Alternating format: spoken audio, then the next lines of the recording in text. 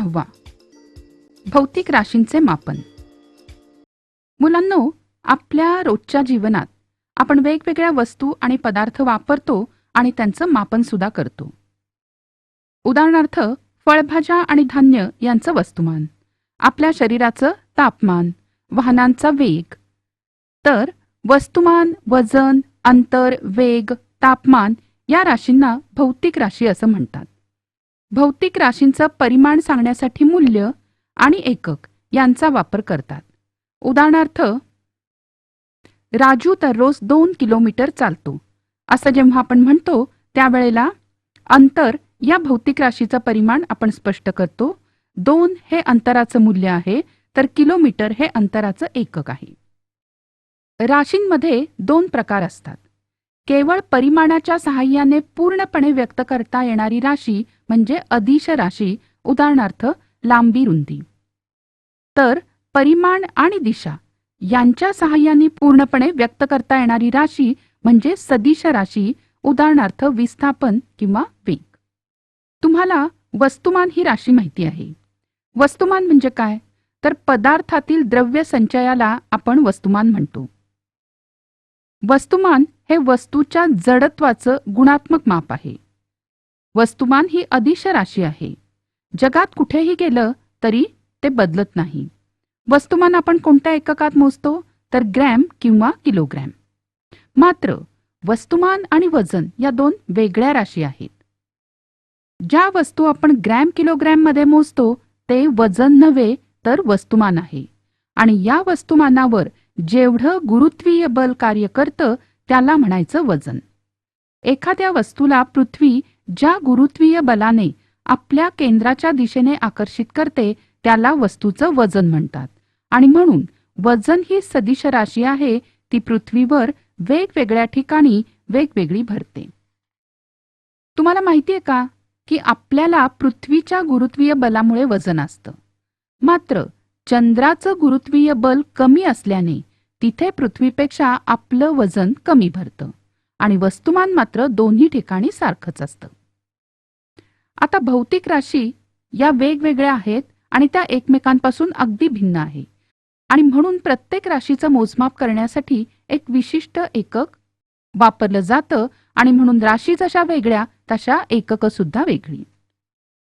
यानंतर बघूया प्रमाणित मापन.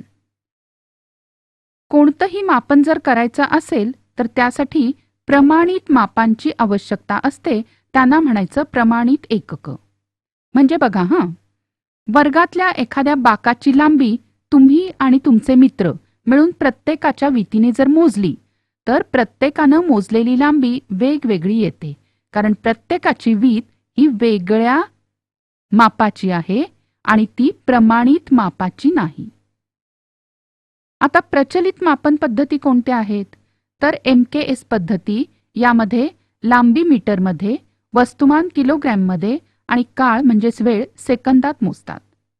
दुसरी आहे CGS पद्धती. यामध्ये लांबी सेंटीमीटरमध्ये, वस्तुमान ग्रॅममध्ये आणि काळ किंवा वेळ सेकंदात मोजतात.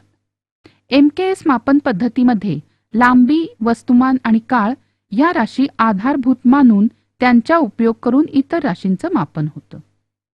कारण भौतिक राशी खूप असल्या तरी त्या एकमेकांशी निगडीत आहे. जसं चाल ही राशी अंतर आणि काळ या राशींचं गुणोत्तर आहे. यानंतर पायाभूत राशी. अनेक राशींपैकी काही राशी निवडून त्यांचं प्रमाण ठरवलं तरी ते पुरेसं होतं. अशा राशींना पायाभूत राशी म्हणतात आणि त्यांच्या प्रमाणाला पायाभूत प्रमाण म्हणतात. अर्थातच पायाभूत प्रमाण सर्वांना उपलब्धही असलं पाहिजे आणि ते बदलतं असता कामा नये. 7 पायाभूत राशींवर आधारित अशी एककांची आंतरराष्ट्रीय पद्धती SI म्हणजे सिस्टीम इंटरनॅशनल सध्या जगभरात वापरली जाते. यालाच मेट्रिक पद्धती असंही म्हणतात. यानुसार लांबी, वस्तुमान आणि काळ या पायाभूत राशींच्या एककांची नावं आणि चिन्ह या ठिकाणी आपल्याला दिसतायत. मापन हे नेहमी अचूकच असायला पाहिजे, पण मापन किती अचूक असायला पाहिजे हे मापन कशासाठी होणार यावर ठरतं आणि त्याप्रमाणे योग्य त्या साधनाचा वापरही करावा लागतो. जसं सोन्याचं वस्तुमान हे अतिशय मौल्यवान आहे, महत्त्वाचं आहे, महाग आहे आणि अल्प प्रमाणात वापरलं जातं आणि म्हणून त्याचं मोजमाप नेहमीच काटेकोरपणे आणि अचूक केलं जातं. परंतु मोजमाप करत असताना काही प्रमुख त्रुटी आपल्याला जाणवतात. त्या कोणत्या? तर योग्य साधनांचा वापर न करणे आणि साधनांचा योग्य पद्धतीने वापर न करणे. म्हणूनच जेव्हा तुम्ही पेट्रोल पंपावर पेट्रोल घ्यायला जाता तेव्हा जेवढे लिटर पेट्रोल तिथे दर्शवलं जातं ते प्रत्यक्ष मिळालंय की नाही याची खात्री करण्यासाठी प्रमाणित मापानी ते अधूनमधून तपासणं गरजेचं असतं. याला म्हणायचं प्रमाणीकरण. बाजारातली वजनं आणि मापं वेळोवेळी प्रमाणित करणं गरजेचं असतं.